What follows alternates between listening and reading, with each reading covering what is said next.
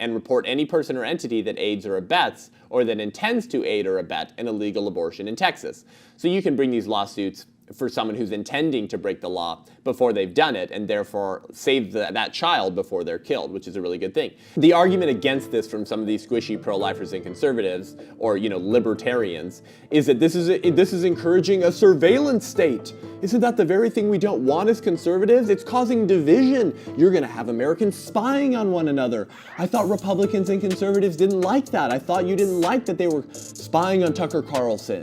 You're encouraging the same thing. Okay, right. So obviously you probably see that this is not the same thing at all.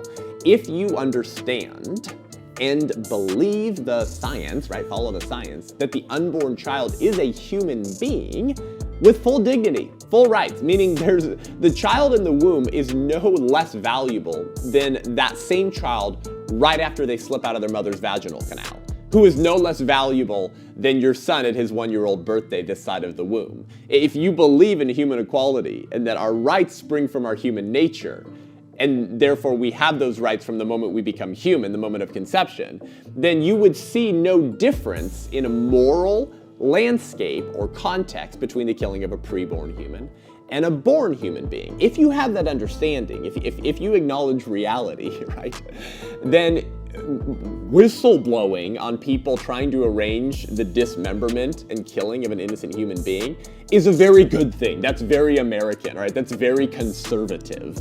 The people who are saying that this type of whistleblowing is inappropriate in the conservative movement and in America really are not, as Hadley Arkes says, possessed of a lively sense that there are real human beings getting killed in these surgeries. Because if you were possessed of that sense, you would be just as supportive of people whistleblowing against those trying to kill unborn children as you would be about your neighbor whistleblowing when he hears his neighbor beating his wife, right? And that's ultimately my point, is that if you would blow the whistle, call the authorities, report your neighbor because you hear him beating the crap out of his wife, then why would you have a problem with whistleblowing on family members, friends, etc., who are about to arrange the killing, dismemberment, slaughter of an innocent baby simply because they're unwanted, a little bit smaller,